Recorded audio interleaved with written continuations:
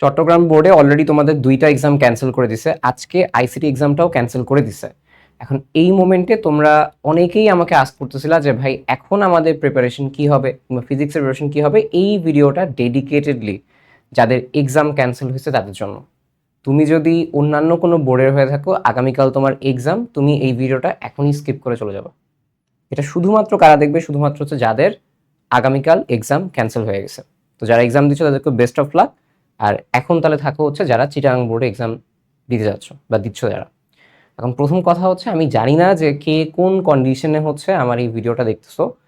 এমন স্টুডেন্টদেরও মেসেজ পাইছি যাদের হচ্ছে বাসায় পানি উঠছে বা যাদের গ্রামে পানি উঠছে, ঠিক আছে, এবং গুড অ্যামাউন্টেই, যেটা আমরা দেখতেছি যে বিগত বছরগুলোর ইতিহাসে চিটাগাং সবচেয়ে বেশি পরিমাণে হচ্ছে মানে বন্যা টাইপের কন্ডিশন আর কি, ঠিক আছে। এবং মানুষও হচ্ছে অনেক হতাহত হয়েছে, অনেক মানুষ মারা গেছে। এটা বিশেষ করে আমার চিরাঙের যারা ফ্রেন্ডরা আছে তারা শেয়ার দিচ্ছে, দেন আমি ব্যাপারটা জানতে পারতেছি। বাট ইউজুয়ালি মিডিয়াতে এটা হচ্ছে হাইলাইট কম, হাইপটা কম। সো এই জন্য আমরা আমাদের কাছেও যে ব্যাপারগুলো নিউজটা আসার কথা সেটার চান্সেসও কম। সো এইখানে একমাত্র বার্তাবাহক ছিল হচ্ছে তোমরা। তো এইখানে আমার দুই টাইপের স্টুডেন্টরা আসলে থাকবে, যারা বাস্তবিক পক্ষেই খুব স্ট্রাগল করতেছো, যাদের বাস্তবিক পক্ষেই এটা দ্বারা এফেক্টেড হচ্ছে, তাদের জন্য কিছু মেসেজ থাকবে। আর যারা ইউজুয়ালি হয়তো বা চিরাং বোর্ডে আসো বাট তোমাদের এফেক্ট মানে তোমরা এফেক্টেড কম হচ্ছ বা তোমার যে প্লেসটা আছে ওইটা মোটামুটি ঠিক আছে, তাদের জন্য একরকম কথা। যারা স্ট্রাগল করতেছো তাদের জন্য আসলে আমার বলার কোনো ভাষা নাই। সত্যি কথা বলতে তোমাদের আসলে সান্ত্বনা দেওয়া ছাড়া কোনো ভাষা নাই। বিগত কয়েক বছর যাবতই তোমার জুলাই মাসে এরকম এক্সাম হয়, এক সময় ফেনী, এক সময় সিলেট, এরকম ভাবে কন্টিনিউয়াসলি হচ্ছে কোনো না কোনো জায়গার আসলে সমস্যা হচ্ছে। এবছর তোমরা আনফর্চুনেটলি, এবং যেহেতু এখন এক্সামগুলো স্থগিত করছে, আমার কাছে যেটা মনে হয় বন্যা পরিস্থিতি এরকম কন্ডিশনে থাকলে সামনের এক্সামটাও হচ্ছে ক্যান্সেল করার একটা মোরলেস চান্স আছে। যতটুকু আমি দেখলাম যে আরো এক সপ্তাহের মতো একটা ভারী বর্ষণের সম্ভাবনা আছে। তো এই কন্ডিশনে আমার কথা হচ্ছে এটা যে সবার আগে নিজে সেফ থাকো, নিজের যে সেফ জায়গা সেগুলো হচ্ছে থাকো, সেই জায়গায় হচ্ছে অবস্থান করো, তারপরে পড়ালেখা। মেন্টালি একটু ঠিক থাকলে বা যদি মনে হয় যে ঠিক আছে আমার এই কন্ডিশনে আমি একটু প্লেস বের করতে পারছি পড়ার, তখন পড়া। বাট সবার আগে হচ্ছে জীবন, তারপরে হচ্ছে তোমার পড়া। হ্যাঁ, এইটা হয়তো বা খুবই আনফর্চুনেট তোমাদের জন্য। ইউজুয়ালি তোমাদের কথাগুলো কেউ বলে না, তোমাদের কথা কেউ শোনেও না, কারণ একদম পেরিফেরিতে আমাদের স্টুডেন্টরা যারা আসলে আছে তাদের কথা বলার মতো কেউ নাই। ইউজুয়ালি শহর এলাকা এফেক্টেড না হলে কেউ কাউটা দেখেও না। খুবই আনফর্চুনেট। আমরা বিশ্বাস করি একসময় দেশের পরিস্থিতি চেঞ্জ হবে, হয়তো তোমরাই করবা, কিন্তু ভেরি আনফর্চুনেট। বাট তোমরা এখন যে জিনিসটা করো নিজেদের খেয়াল রাখো, এটাই হচ্ছে এতটুকু আমি বলতে পারি। পাশাপাশি যদি মনে হয় যে আমি একটা কোনো কন্ডিশন বের করে পড়তে পারছি তাহলে হচ্ছে পড়ার কথা। বাট সবার আগে জীবন, সবার আগে হচ্ছে নিজের পরিবারের সুস্বাস্থ্য। প্রথম কথা হচ্ছে এটা আমাদের কাছে গেল। দ্বিতীয় কথা হচ্ছে, যারা অলরেডি এরকম আছো যে হ্যাঁ তোমাদের এক্সাম ক্যান্সেল হয়েছে বাট তোমাদের পড়ার একটা অবস্থা আছে, প্লেস আছে, থাকার জায়গা আছে, তোমার জায়গা হয়তো পানি উঠে নাই, তুমি পড়ালেখা করতেছো, বাট তোমার মাইন্ডটা ডাইভার্ট হচ্ছে কেন? কারণ তোমার এক্সাম বারবার ক্যান্সেল হচ্ছে, এবং এক্সাম ক্যান্সেল হইলে পড়ালেখার মুড থাকে না। এটা আমি এখন তোমাকে যতই বলি না কেন, বাস্তবিক পক্ষে এক্সাম ক্যান্সেল হলে পড়ালেখার মুডটা থাকে না, পড়ালেখার ফ্লোটা নষ্ট হয়ে যায়। তুমি এই যে আইসিটি পড়লাই লাভটা কি হলো তাহলে? আইসিটি পড়লে তো ভুলেই যাবো অনেক কিছু, তাই না? সো এই রকম ঘটনাগুলোতে তোমরা অনেক বেশি সাফার করতেছো। Very unfortunate, very unfortunate. এবং আমার বিশ্বাস ছিল হয়তো বা ক্যান্সেল করলে পুরো দেশেরটাই ক্যান্সেল করা উচিত ছিল। অভিন্ন প্রশ্নপত্রের পরীক্ষা এক, দুই নাম্বার হচ্ছে এই যে এরকম একটা বৈষম্য টাইপের ক্রিয়েট হলো, এটা খুব বাজে একটা মানে এক্সাম্পল ক্রিয়েট হয়েছে। এনিওয়েজ, আমি এই জায়গাটায় তোমাদের হচ্ছে ফার্স্টে তোমাদের সাথে একটু কথা বলে, একটু হচ্ছে আমরা বলি যে বেসিক কথাবার্তা বলে একটু আসি যে আচ্ছা ঠিক আছে, যদি পড়ালেখা স্টার্ট করতেই চাই, যেটা সেকেন্ড অনেকের প্রশ্ন। প্রথম যাদের প্রশ্ন তাদের ক্ষেত্রে বললাম সবার আগে নিজেদের কন্ডিশন ঠিক রাখো তারপরে।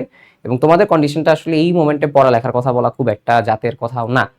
পড়ালেখা বলে আমি খুব একটা জাতের কথাও বলতেছি এমন না, কিন্তু যাদের আসলে অনেকের প্রশ্ন থাকে যে পড়ালেখা যদি করি কিভাবে করব, ফিজিক্সের পড়াটা হচ্ছে কিভাবে পড়বো, এটা নিয়ে অনেক আসলে কোয়েশ্চেন আস্ক করছো। জাস্ট সেটা নিয়ে টুকটাক কথাবার্তা বলবো। বাট আমার এই ভিডিও বানানোর মেইন উদ্দেশ্য হচ্ছে তোমাদের সাথে কথা বলা এই ব্যাপারটাতে, যে ভেরি আনফর্চুনেট তোমাদের জন্য, আমি তোমাদের সাথে সমব্যথিত এই ব্যাপারটাতে, ঠিক আছে।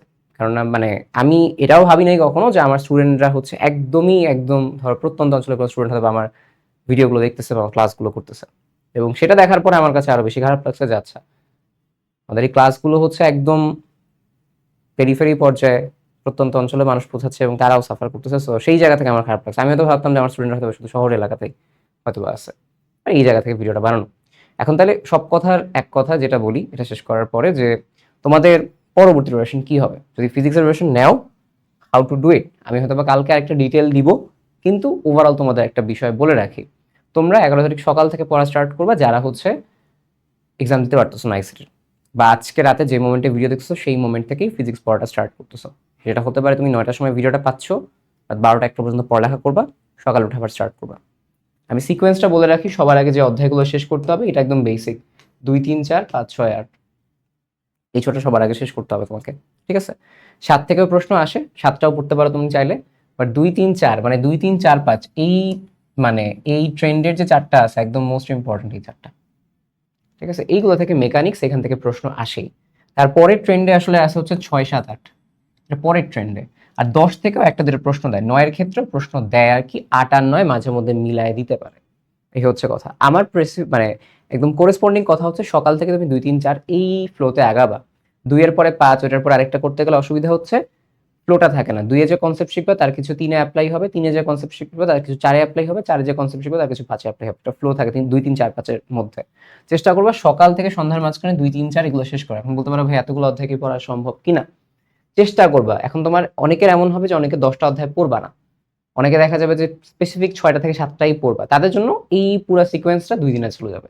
আর যারা আসলে পুরোটা আগে থেকে টুকটাক পড়ে রাখতো তাদের জন্য হচ্ছে পুরোটা আর কি, ঠিক আছে? আমি পুরোটা হিসেবেই করছি, বাট তোমার যদি মনে হয় কিছু তুমি স্কিপ দিচ্ছ যেগুলো একটু লেস ইম্পর্টেন্ট, এরকম একের তো পড়ার টাইম দেওয়ার খুব একটা মানে হয় না।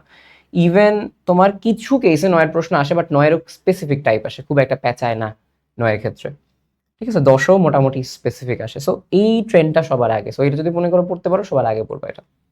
এখন কথা হচ্ছে এই যে 2 3 4 বলছি সকাল থেকে সন্ধ্যার মধ্যে শেষ করার চেষ্টা করবো একদম, বা আজকে রাত থেকে সন্ধ্যা থেকে রাত পর্যন্ত 5 6 8টা করা শেষ করবো, এই 3টা ছোট আছে আবার। তো সকাল থেকে বা আজকে রাত থেকে শুরু করলে এই 3টা শেষ হয়ে যাওয়ার কথা কালকে সন্ধ্যার মধ্যে। এরপরে আবার তুমি 10 7 9 পড়বা সকাল থেকে সন্ধ্যার মধ্যে, এরপরে রাত 8টার মধ্যে তোমার ওভারঅল প্রত্যেকটা পড়া শেষ করবা। এরপরে তুমি জ্ঞান অনুধাবনটা পড়া স্টার্ট করবা, ক্যালকুলেটর ইউজটা দেখবা, একটু এক্সাম দিবা।